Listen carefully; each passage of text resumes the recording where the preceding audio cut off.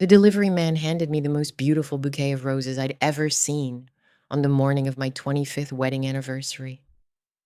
White roses mixed with red, exactly the arrangement I'd always dreamed of. My hands were shaking as I opened the card, and what I read made my blood run cold. The flowers were from my husband Mark, but they'd been sent by his mistress, and that was just the beginning of the strangest, most painful, and ultimately most liberating day of my entire life. My name is Patricia Chen. I'm 52 years old, and until that Tuesday morning in April, I thought I knew everything about my life. I had what looked like a perfect marriage, a beautiful home in the suburbs, two grown children who were doing well, and a husband who still kissed me goodbye every morning before work. But as I stood there in my kitchen, holding those roses and reading that card over and over, I realized I'd been living in a carefully constructed lie for who knows how long. Let me back up a bit. Mark and I met when we were 26 years old. We were both working at the same accounting firm in downtown Chicago. I was a junior analyst, and he was in the tax department. We met at a company barbecue, and I remember thinking he had the kindest eyes I'd ever seen. He wasn't the most handsome man in the room, but there was something solid about him, something safe. We dated for 2 years before he proposed. Nothing fancy, just dinner at our favorite Italian restaurant and a ring that he'd saved up for 6 months to buy. I said yes without hesitation because Mark felt like home to me. He felt like the kind of man who would never hurt me, never betray me, never make me question my worth. We got married in 1999, right before the millennium. Our wedding was small but perfect. My mother cried through the entire ceremony. Mark's father gave a speech about how lucky his son was to find someone like me. I wore my grandmother's pearls. We honeymooned in Hawaii, and I remember lying on the beach thinking that this was what happiness felt like.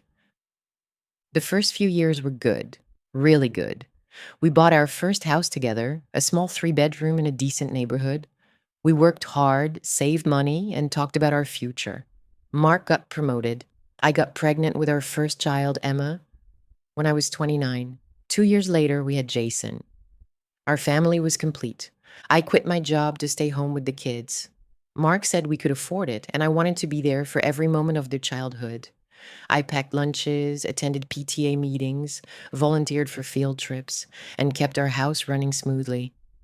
Mark worked longer hours as he climbed the corporate ladder, but I understood. He was providing for us. He was being a good father and husband, or so I thought.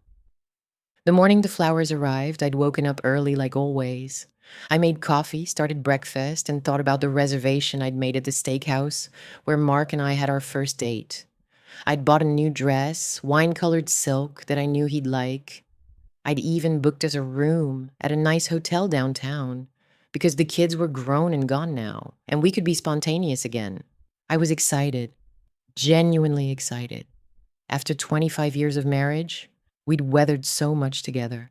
Emma's teenage rebellion phase, Jason's car accident when he was 17, Mark's father's death, my mother's stroke.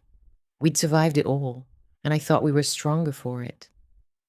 The doorbell rang at 9:47 a.m. I remember the exact time because I glanced at the kitchen clock thinking it was early for a delivery. I opened the door, still in my bathrobe, and there was a young guy in his 20s holding this massive bouquet of roses. "Patricia Chen?" he asked. "That's me," I said, smiling. "Happy anniversary," he said, handing me the flowers. I thanked him, gave him a tip from the jar we kept by the door, and carried the bouquet inside.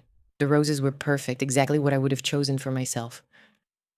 Mark must have remembered the photo I'd shown him years ago from a wedding magazine, back when we were planning our own wedding. I set them on the kitchen counter and pulled out the small envelope tucked between the stems. My hands were actually shaking a little because I was so touched. Mark wasn't usually this romantic. He was practical, methodical. Flowers was something he ordered out of obligation on birthdays and holidays, always yellow roses from the grocery store florist. But these were special. I opened the envelope and pulled out the card. It was handwritten in a woman's script, not the typed cards that usually come with flower deliveries. The handwriting was neat, almost aggressive in how perfect it was. The card read, "Happy 25th anniversary, Patricia. These are from Mark. He asked me to make sure you got something special today. He told me white and red roses are your favorite. I hope you enjoy them. I picked them out myself. Sarah. I read it 3 times before my brain could process what I was seeing. Who was Sarah? Why would Mark ask another woman to send me anniversary flowers? And why would she sign the card with her name? I stood there for maybe 5 full minutes, just staring at that card. My first thought was that it had to be some kind of mistake. Maybe Sarah was his assistant at work. Maybe he delegated the task because he was busy. That made sense, right? Busy husbands ask their assistants to handle personal stuff all the time. But something about the tone of the note felt off. The way she said he asked me and I picked them out myself. There was something possessive about it, something territorial. I pulled out my phone and called Mark. It went straight to voicemail. I tried again. Same thing. He turned off his phone, which was weird because he always kept it on for work. I texted him, got the flowers. They're beautiful, thank you. No response. I tried calling his office. His secretary, Donna, answered. She'd been his secretary for 8 years. I knew her voice. Hi, Donna, it's Patricia. Is Mark available? Oh, hi, Patricia, she said, and I could hear something weird in her tone. Discomfort, maybe. He's actually out of the office today. He took a personal day. My heart started beating faster. A personal day?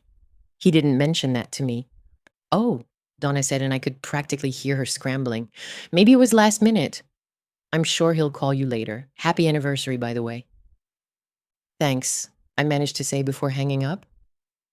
Mark had taken a personal day on our anniversary without telling me, and he'd arranged for a woman named Sarah to send me flowers instead of doing it himself. I sat down at the kitchen table and tried to think rationally. There had to be an explanation. Maybe he was planning a surprise for later.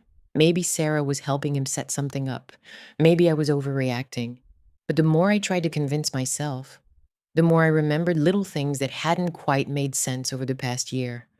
The late nights at the office, the weekend business trips that seemed to multiply. The way he'd started to keeping his phone face down on the table. The new cologne he'd started wearing, something spicy and expensive that I'd never bought him. I picked up the card again and looked at the name. Sarah. Who was Sarah? I did what any woman in 2024 would do. I opened my laptop and started the searching. I typed Sarah and Mark Chen into Google. Then I tried Sarah and Mark's company name. Nothing came up that seemed relevant. Then I did something I'm not proud of. I went upstairs to Mark's home office. He had a desktop computer in there that he sometimes used on weekends. I'd never snooped before. In 25 years of marriage, I'd never gone through his phone, his emails, his anything. I trusted him completely, but that card had broken something inside me. That card with another woman's name on it claiming credit for something that should have been between me and my husband. Mark's computer wasn't password protected. He'd never needed to hide anything from me before. I opened his email and searched for Sarah. The first email that came up was from 6 months ago. The subject line was next trip. I clicked on it. Mark, I can't wait to see you again. Last week was amazing. I've never felt this way about anyone before. Let me know when you can get away next. I'll make sure we have somewhere private. S. I felt like I was going to throw up. I kept reading, scrolling through months of emails. There were dozens of them. Some were about work, boring logistics stuff. But interspersed between those were messages that made it crystal clear what was happening. I love waking up next to you. That hotel in Denver was perfect. We should go back. I bought something special for our next night together. You're going to lose your mind. Sarah wasn't his assistant. She was a colleague in his department. I found her LinkedIn profile. She was 31 years old, beautiful in that polished corporate way, with long dark hair and a smile that looked practiced for professional photos. She'd been working at Mark's company for just over a year, and apparently she'd been sleeping with my husband for at least 6 months of that time. I sat at Mark's desk, shaking. The flowers on the kitchen counter suddenly made horrible sense. This wasn't Mark being romantic. This was Sarah marking her territory. She was sending me a message. I know about you, and I'm not going away. My phone buzzed. It was a text from Mark. Sorry, in meetings all day. See you tonight for dinner.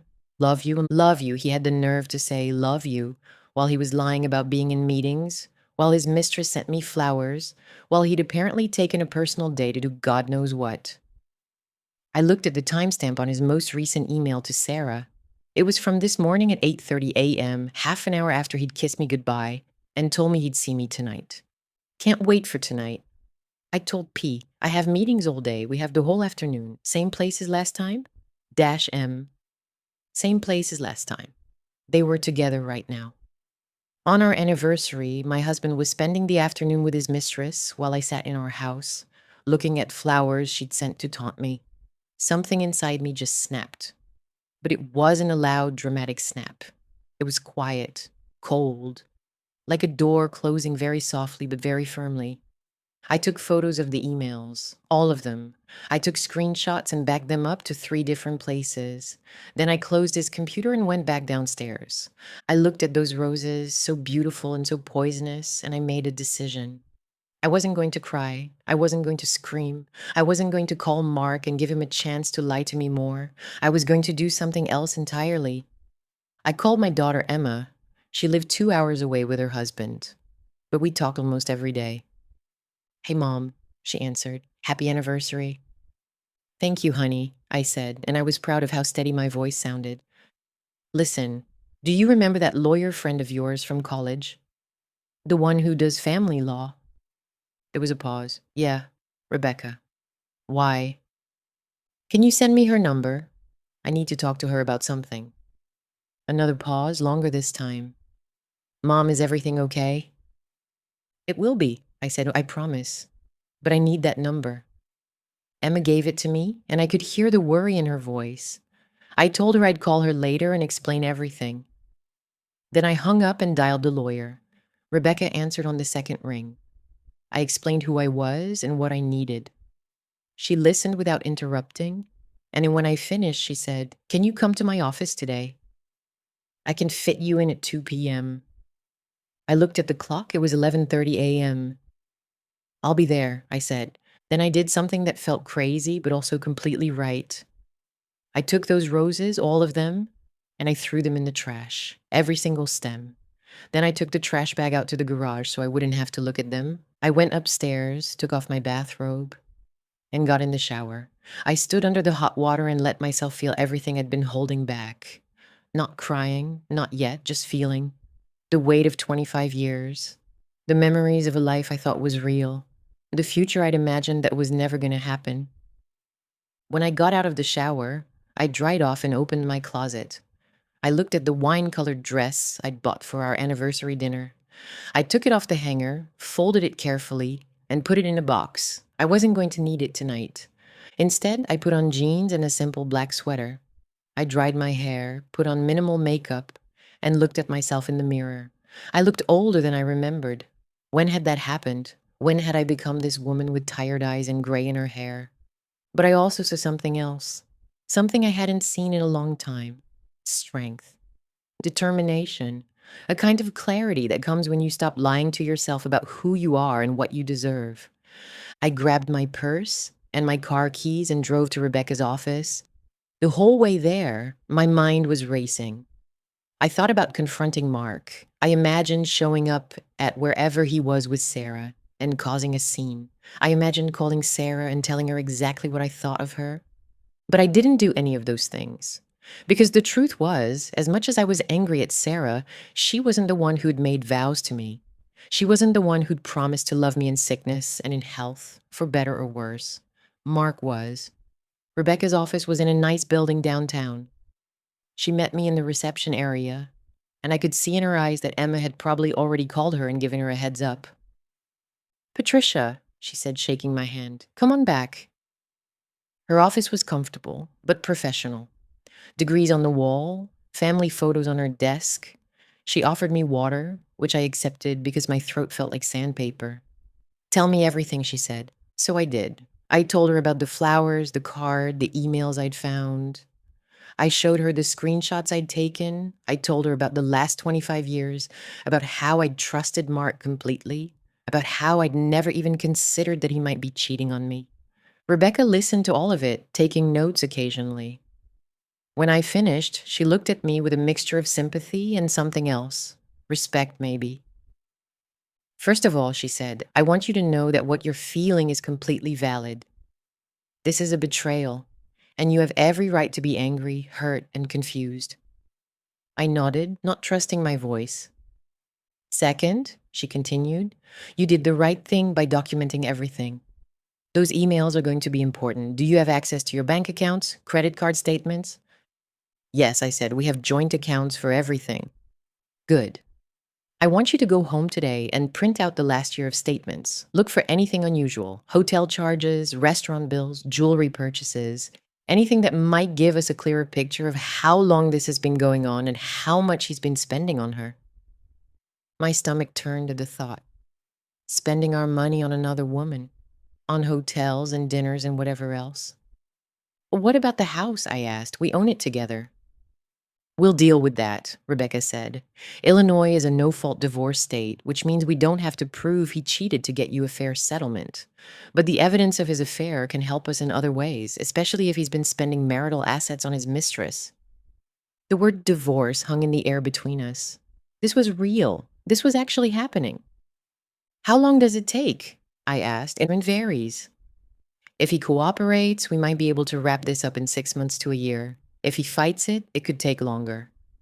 A year, a whole year of my life, spent untangling myself from the man I'd spent 25 years building a life with. What do I do tonight? I asked. He's expecting to go to dinner for our anniversary. Rebecca thought for a moment. You have options. You can confront him, or you can wait until we have all our ducks in a row. Both have advantages and disadvantages. What would you do? I asked, and she smiled, but it wasn't a happy smile. Honestly, I'd wait. I'd use this time to prepare, make copies of everything, make sure you have access to all your important documents, open a bank account in your name only, and start moving some money into it. Not so much that it looks like you're hiding assets, but enough that you're not left high and dry if he freezes the joint accounts. I never would have thought of any of that. I'd never had to think like this before. What about telling the kids? I asked. And that's up to you, Rebecca said. But I'd suggest waiting until you have a plan in place. Once you tell them, there's no putting that genie back in the bottle. They might want to confront their father, and that could complicate things. I nodded, taking it all in. Emma and Jason, my babies, now adults. How was I going to tell them that their father was a cheater? That their parents' marriage was over? One more thing, Rebecca said. This other woman, Sarah. Don't contact her. Don't confront her. Don't engage with her at all. Anything you say to her can be twisted and used against you. That one was going to be hard. I wanted to call Sarah. I wanted to ask her how she could do this. How she could send flowers to a man's wife on their anniversary. How she could be so cruel. But I didn't say that. I just nodded again. I left Rebecca's office with a list of things to do and a court date scheduled for 2 weeks from now. 2 weeks to gather evidence, to prepare, to steel myself for the end of my marriage. I drove home in a daze. It was 4 p.m., and Mark would be home around 6:30. I had 2.5 hours to pull myself together. I walked into our house, and it looked different somehow. The furniture we'd picked out together, the photos on the walls of our family, the kitchen where I'd made thousands of meals. It all looked like a stage set now, a backdrop for a life that had been a performance. I went straight to Mark's office and started printing bank statements. Rebecca was right. There were charges I'd never noticed before. Hotels in cities where Mark had supposedly been on business trips. Restaurants that were way too expensive for solo dinners. A jewelry purchase from 3 months ago for $1,800. He'd never given me any jewelry. I made neat stacks of all the evidence, the emails, the bank statements, the credit card bills. I put them in a folder and hid them in my car, in a gym bag in the trunk. Mark never went through my car. Then I went into our bedroom and opened the safe where we kept important documents, marriage certificate, birth certificates for the kids, our wills, the deed to the house. I took photos of everything with my phone. By the time I heard Mark's car in the driveway, I was sitting in the living room with a cup of tea, looking as normal as I could manage. My heart was pounding, and I felt sick, but I was determined not to show it. He came in through the garage, carrying his briefcase and looking tired. When he saw me, he smiled. That same smile I'd fallen in love with 27 years ago. "Hey, sweetheart," he said, leaning down to kiss me. I let him. I don't know why, but I did. "Ready for dinner?" he asked. "We should probably leave soon if we want to make our reservation." I looked at him, really looked at him. This man I'd shared my life with. This man who'd held my hand in the delivery room twice. This man who'd cried at his father's funeral while I held him. This man who'd just spent the afternoon with another woman on our anniversary. "Actually," I said, and I was amazed at how calm I sounded, "I'm not feeling well. I think I might have a stomach bug. Do you mind if we postpone?" I could see the relief flash across his face before he covered it with concern. He didn't want to go to dinner either. Of course he didn't. He'd already celebrated today with Sarah. "Oh no," he said, "of course not. Let me order us some soup or something. You go rest." I went upstairs to our bedroom and closed the door. I sat on the edge of the bed and finally let myself cry. Quiet tears that ran down my face and soaked into my sweater. Not dramatic sobs, just steady, silent crying. I cried for the girl I'd been when I married Mark, the one who believed in fairy tales and happy endings. I cried for the 25 years I'd spent building a life that was apparently built on sand. I cried for my kids who were going to have to watch their parents' marriage fall apart. I cried for the future I'd imagined, growing old with Mark, traveling together after retirement, being grandparents together. But somewhere in all that crying, I also felt something else. Anger. Not the hot, explosive kind. The cold, calculating kind. The kind that made me think clearly instead of emotionally. Mark had made a choice. Multiple choices, actually. He'd chosen to cheat. He'd chosen to lie. He'd chosen to spend our anniversary with another woman. And then he'd let that woman send me flowers like some kind of sick joke. Well, I was going to make choices too. And mine were going to be a lot smarter than his. I dried my eyes, blew my nose, and came up with a plan. For the next 2 weeks, I was going to be the perfect wife. I was going to smile, cook his meals, do his laundry, and act like nothing was wrong.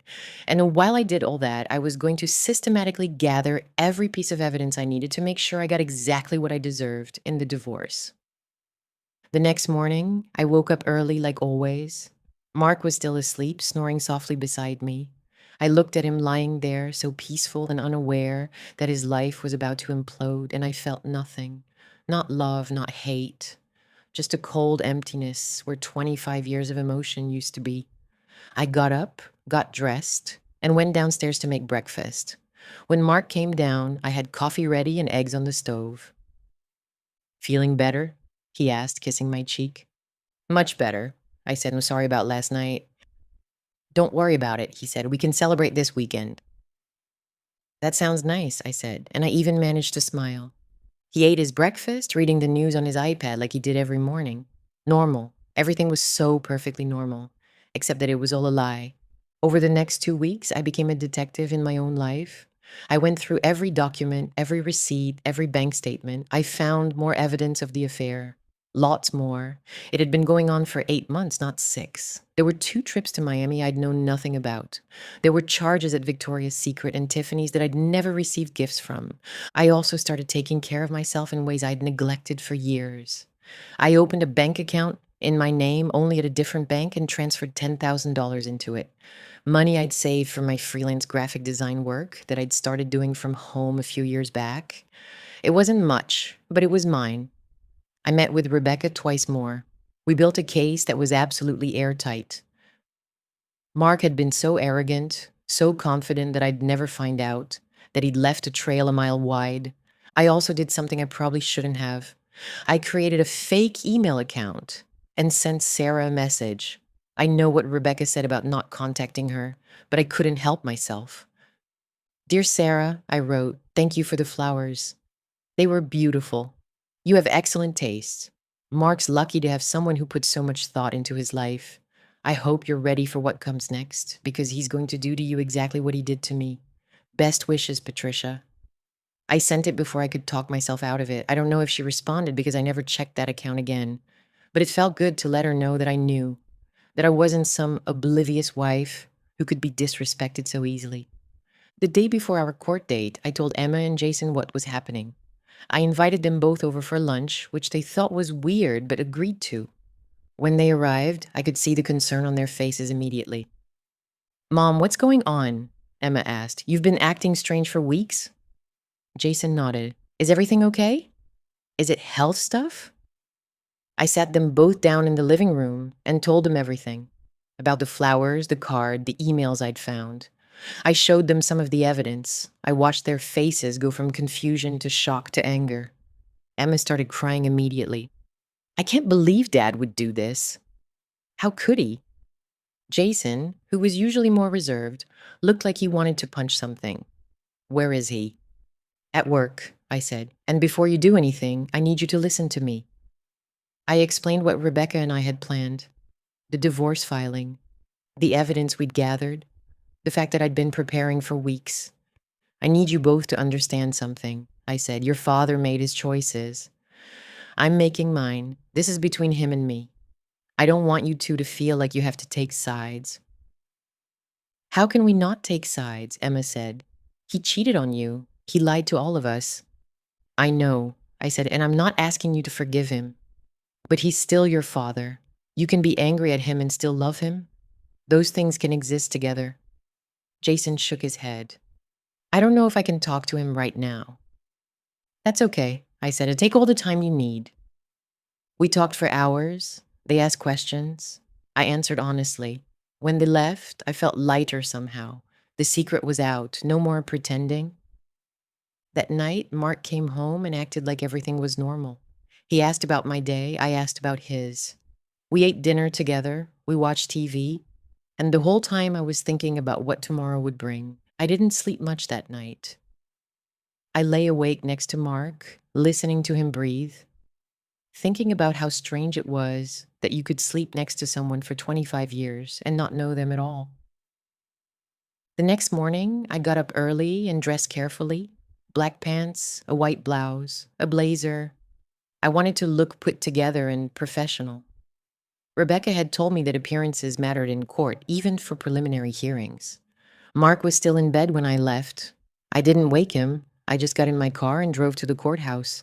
Rebecca met me in the hallway outside the courtroom. She was carrying a briefcase full of evidence. "Ready?" she asked. "It was ready as I'll ever be," I said.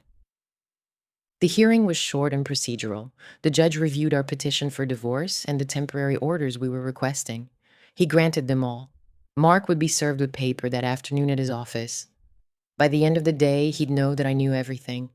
I drove home feeling numb. Part of me wanted to be there when he got the papers. Part of me wanted to be far away. I compromised by going to Emma's house.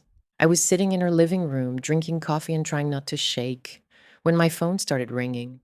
Mark. I let it go to voicemail. He called 3 more times, then he started texting. "Patricia, I just got served with divorce papers. What the hell is going on?" "We need to talk. This is insane. Please call me. I don't understand what's happening." "Patricia, answer your phone." I turned my phone off and put it in my purse. Emma was watching me with worried eyes. "Do you want to talk to him?" she asked. "Eventually," I said, "but not today. Today, he can feel what it's like to be blindsided." About an hour later, Emma's doorbell rang. It was Mark. Of course it was. Emma had told him I was there. "I don't want to see him," I told Emma. "I'll tell him," she said, and went to the door. I could hear their voices from the living room. Mark was angry, confused, demanding to know what was going on. Emma was firm but not cruel. She told him that I didn't want to talk to him right now, that he needed to contact me through Rebecca, and that he should leave. "She's my wife," I heard him say. "I have a right to talk to her." "She's also a person who deserves respect," Emma said, "something you clearly forgot. Now leave, Dad. Before I say something, I'll regret." I heard the door close and Emma came back into the living room. She sat down next to me and took my hand. "He looked awful," she said. "Good," I said, and I meant it. Over the next few days, Mark tried everything to get me to talk to him. He called constantly. He sent emails. He showed up at the house when he thought I'd be home. He even tried to use Jason and Emma as intermediaries, asking them to convince me to give him a chance to explain. But I didn't want his explanations. I didn't want his excuses. I'd seen the emails. I knew exactly what had happened. What could he possibly say that would make any of it okay? The only time I broke my silence was when he sent me a text that said, "I'm sorry about the flowers. That was a mistake. Sarah shouldn't have done that." I replied, "The flowers weren't the mistake. The affair was the mistake." Actually, no. Mistakes are accidents. What you did was a choice. Multiple choices over many months. Own it. He didn't respond to that. The divorce process was exactly as messy and painful as Rebecca had warned me it would be. Mark hired his own lawyer, some guy who tried to paint me as vengeful and unreasonable. They argued that I was trying to take more than my fair share, that I was turning the kids against him, that his relationship with Sarah was none of my business. But we had the evidence, all of it, and Illinois law was clear about marital assets and infidelity. Mark had spent over $40,000 of our joint money on his affair. Hotels, dinners, gifts, trips. Money that should have been going toward our retirement, our future, our life together. The judge was not impressed with Mark's behavior or his lawyer's arguments. In the end, I got the house, half of his retirement accounts, and a generous alimony settlement. Mark also had to pay my legal fees. The whole process took 10 months. 10 months of lawyers and court dates and dividing up 25 years of shared possessions. Who gets the wedding china, the photo albums, the furniture we picked out together? In the end, most of it felt meaningless, material things that represented a life that didn't exist anymore. The day our divorce was finalized, I didn't celebrate. I just sat in my kitchen, the same kitchen where I'd received those flowers almost a year ago, and I felt empty. Not sad, not happy, just empty. But then Emma called, and Jason, and my sister, and my friends, and slowly, that emptiness started to fill up with something else. Not happiness, not yet, but something like relief, like I could finally breathe fully for the first time in months. About a month after the divorce, I ran into Sarah at the grocery store. I was in the produce section, trying to figure out which apples looked good, when I saw her in the next aisle over. She saw me at the same moment, and for a second, we just stared at each other. She looked different than her LinkedIn photo. Older, more tired. There were dark circles under her eyes, and her hair wasn't as perfectly styled. I could have walked away. I probably should have, but I didn't. I walked over to her cart and said, "Hello, Sarah." She looked uncomfortable, like she wanted to run. "Patricia," she said, I don't know what to say." "You don't have to say anything," I told her. "I just want you to know something. Those flowers you sent, they were the best thing that ever happened to me." She looked confused. "What?" "They woke me up," I said. "They made me see what I'd been missing for months, maybe years. So thank you for that." "I'm sorry," she said quietly. "I never meant to hurt you." I looked at her for a long moment. This woman who'd turned my life upside down. This woman who'd slept with my husband in hotels I'd probably helped pay for. This woman who'd been cruel enough to send me flowers on my anniversary. "Yes, you did," I said. "You meant to hurt me. You wanted me to know. Why else would you sign your name on that card?" She didn't have an answer for that. "Is he still with you?" I asked. She shook her head. "No, after the divorce, he said he needed time alone to figure things out." I almost laughed. Of course he did. Mark had lost his wife, his comfortable life, half his money, and his kids' respect. And Sarah had apparently been under the impression that once I was out of the picture, she'd step in and become the new Mrs. Chen. "Good luck with that," I said and walked away. As I pushed my cart toward the checkout, I realized I was smiling. Not a bitter smile, a real one. Because Sarah's life hadn't turned into a fairy tale either. She'd blown up a marriage and ended up alone, probably wondering what she'd destroyed everything for. And me? I was free. It's been 2 years now since that anniversary morning. 2 years since those flowers arrived and changed everything. In that time, I've done things I never would have imagined. I sold a house. Too many memories. Too many ghosts. I bought a small condo downtown, closer to Emma and Jason. It's all mine, decorated exactly how I want it, with no compromises for anyone else's taste. And I went back to school and finished my graphic design degree. I started my own business, and it's actually doing pretty well. I have clients I love working with, and I'm making my own money for the first time in 25 years. I traveled. I went to Italy with Emma. I went to Japan with a group of women from my art class. I went to Costa Rica by myself and spent a week not talking to anyone, just reading books on the beach and figuring out who I was outside of being someone's wife. I even started dating again, which felt terrifying at first. Nothing serious yet, but I've been on a few dates with a man named David who owns a bookstore near my condo. He's kind, funny, and most importantly, he's honest. At least I think he is. I'm still learning to trust again. Emma got pregnant last year, and I'm going to be a grandmother in 3 months. When she told me, I cried, but they were happy tears. New life, new beginnings, a chance to be part of something beautiful again. Jason moved across the country for a job in Seattle, but we video chat every week.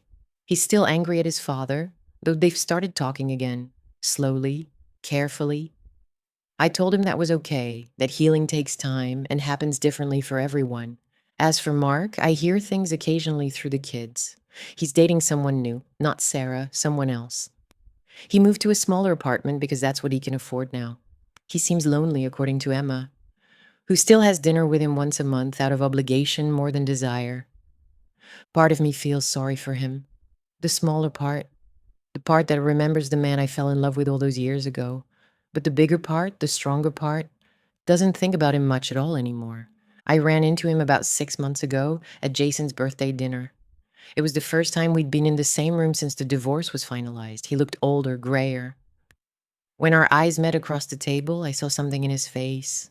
Regret, maybe, or just sadness for what he'd lost. He tried to talk to me after dinner, following me to my car. "Patricia, wait," he said. I stopped and turned around. "What is it, Mark?" "I just wanted to say I'm sorry." Really sorry. I know I said it before, but I don't think I really understood what I'd done until it was too late. I looked at him, this man I'd spent most of my adult life with, and I felt nothing but mild pity. "I know you are," I said. "But sorry doesn't fix anything. Sorry doesn't give me back 25 years. Sorry doesn't make the lies true or the betrayal unhappen." "I know," he said quietly. "I just needed you to know that I know I destroyed the best thing I ever had." "Yes," I agreed. "You did. But you also did me a favor." He looked surprised. "What?" "You freed me," I said. "I thought I needed you to be happy. I thought our marriage was who I was, but I was wrong. I'm more than that. I always was. I just forgot for a while." I got in my car and drove away, leaving him standing in the parking lot, and I felt lighter than I had in years. The hardest part of the last 2 years hasn't been the divorce or the betrayal. It's been forgiving myself for not seeing the signs sooner, for trusting so completely, for losing myself in being a wife and mother that I forgot to be Patricia. I see a therapist now, Dr. Rodriguez. She's helped me understand that none of this was my fault, that I didn't cause Mark to cheat by being too trusting or too devoted or too anything, that his choices were his own and I'm not responsible for them. She's also helped me see the patterns I fell into, how I made myself smaller to make room for Mark's career, Mark's needs, Mark's life, how I taught people to treat me by accepting less than I deserved. "You taught him that you would always be there no matter what he did," Dr. Rodriguez told me once, and eventually he took that for granted. "He assumed you'd never leave so he could do whatever he wanted." "But I did leave," I said. No," she corrected me. "He left first. You just finally acknowledged it and responded accordingly." That perspective shift changed everything for me. I didn't break up my marriage. Mark did, months before I found out about it. I just had the courage to face the truth and act on it. I still have bad days. Days when I wonder if I could have done something differently. Days when I miss having a partner to share my life with. Days when I see couples who've been married for 40 or 50 years and feel jealous of what they have. But more often, I have good days. Great days, even. Days when I wake up in my condo and feel grateful for the silence and the space and the freedom to do whatever I want. Days when I'm working on a design project and lose track of time because I'm so absorbed in my work. Days when I have dinner with my kids and realize how much stronger our relationship has become now that I'm not pretending everything is fine. I joined a divorce support group about 6 months after everything was finalized. It meets every Thursday night at a community center near my place. There are 8 of us, all women, all at different stages of the process. There's Maria, who's 34 and whose husband left her for his personal trainer. There's Joan, who's 65 and whose husband of 40 years cheated with a coworker. There's Yuki, who's 28 and whose husband was having multiple affairs she didn't know about. And there are others, each with their own story of betrayal and heartbreak. At first, I went because I thought I needed support, and I did. But what I found was something more than that. I found a community of women who understood exactly what I was going through. Women who didn't judge me for being angry one week and sad the next. Women who celebrated my small victories and held space for my grief. Last month, a new woman joined our group. Her name is Rebecca, and she's 44. Her husband of 20 years had been having an affair with his secretary. The worst part, she told us through tears, was that his secretary had sent her flowers on their anniversary with a note that said, "These are from John. He wanted to make sure you had a nice day." The entire room went silent, then everyone turned to look at me. "I think you two need to talk," Maria said gently. After the group ended, Rebecca and I went for coffee. I told her my story, and she told me hers. The details were different, but the pain was the same. The shock, the betrayal, the feeling that your entire life had been a lie. "How did you get through it?" she asked me. "How are you so okay now?" I thought about that question for a long time before answering. "I'm not sure I am okay," I said honestly. "At least not in the way I used to think about okay. I'm different now. Change. But I think maybe that's better than okay. I think maybe I'm real now in a way I wasn't before." She looked at me with those same desperate eyes I remembered seeing in my own mirror 2 years ago. "Does it get easier?" she asked. "Yes," I told her. "Not right away and not in a straight line. Some days you'll feel strong and certain. Other days you'll want to call him and beg him to come back. Both of those things are normal. But slowly, very slowly, the good days start to outnumber the bad ones." "What do I do now?" she asked. "You do what I did." I said, "You gather your evidence. You hire a good lawyer. You protect yourself financially. And then you start figuring out who you are outside of being his wife." "I don't even know who that is," she said. "Neither did I told her, "but that's the exciting part. You get to find out." We've become friends, Rebecca and I. We meet for coffee every week, and I help her navigate the same process I went through. I give her the advice I wish someone had given me. I hold her hand through the hard days and celebrate with her on the good ones. Helping her has helped me too. It's reminded me how far I've come, how much stronger I am than I ever knew. Last week, on what would have been my 27th wedding anniversary, I woke up and felt nothing. Not sadness, not anger, not nostalgia. Just a quiet acknowledgement that this was the day, and it didn't mean anything anymore. I went about my day as usual. I worked on a design project for a new client. I had lunch with Emma and talked about her baby shower. I went to my art class and painted. I came home and made myself a nice dinner, opened a bottle of wine, and watched a movie I'd been wanting to see. It was a perfectly ordinary day, and that felt like a victory. That night, before I went to bed, I did something I'd been thinking about for a while. I took out the last box of wedding photos I'd kept, the ones I hadn't been able to look at until now. I went through them slowly, looking at the young woman in the white dress with flowers in her hair. She looked so happy, so innocent, so certain that she was starting a forever kind of love. And you know what? She was right. Just not in the way she thought. Because the love that lasted forever wasn't the love she had for Mark. It was the love she learned to have for herself. I took those photos and put them in an album for Emma and Jason. These were their history too. Even if the story didn't end the way any of us expected, they deserved to have these memories of their parents when things were good. But I didn't need them anymore. I had different memories now, better ones. Memories of the woman I'd become after everything fell apart. The woman who'd learned to stand on her own 2 feet. The woman who'd discovered that she was enough, all by herself. 2 years ago, when that delivery man handed me those roses, I thought my life was ending. And in a way, it was. The life I'd known, the life I'd built, The life I'd imagined stretching out before me was done. But what I didn't know then, what I couldn't possibly have understood, was that endings and beginnings are often the same thing. You just can't see it until you're on the other side. Those flowers Sarah sent weren't meant to be a gift. They were meant to hurt me, to taunt me, to make me feel small and replaceable and foolish. But they became something else entirely. They became my wake up call, my catalyst, my push out of a comfortable lie and into an uncomfortable truth. And that uncomfortable truth led me here, to this life I've built for myself, to this version of me who knows her own worth and doesn't settle for crumbs of affection from someone who should have been giving her the whole meal. People ask me sometimes if I regret the 25 years I spent with Mark, if I feel like I wasted my life. The answer is no, because those 25 years gave me Emma and Jason, who are the best things I've ever done. Those years taught me things about myself, even if I didn't appreciate the lessons at the time. Those years showed me what I don't want in a relationship, which is just as valuable as knowing what I do want.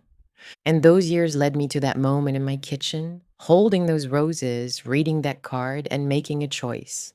The choice to not accept this, the choice to demand better, the choice to save myself. Last month, I was cleaning out some boxes in my storage unit, and I found the card that came with those roses. I'd kept it without really meaning to, shoved in a folder with all the other divorce documents.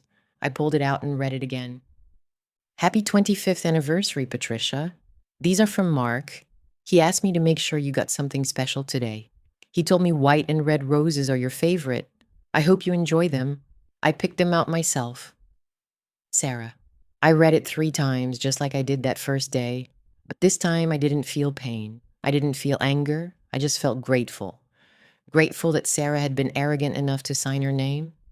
Grateful that she'd been cruel enough to make her presence known. Grateful that she'd handed me the truth on a silver platter, wrapped up in a beautiful bouquet. I threw the card away. I didn't need it anymore. I didn't need any reminders of what had happened because I was no longer defined by it. I am Patricia Chen. I am 54 years old. I am a mother, a grandmother to be, a business owner, an artist, a friend, a survivor. I am a woman who loved completely and lost painfully and came out the other side stronger than she ever imagined possible. And if I could go back to that morning 2 years ago, to that moment when I opened the door and saw the delivery man with those roses, would I change anything? Number. Because those flowers, as poisonous as they were meant to be, ended up being the most honest gift anyone ever gave me. They gave me the truth. And the truth, as painful as it was, set me free. So thank you, Sarah, for the flowers. And thank you, Mark, for showing me who you really were. And thank you to that version of me who had the courage to face it all and come out fighting. My life didn't end when my marriage did. It just finally began.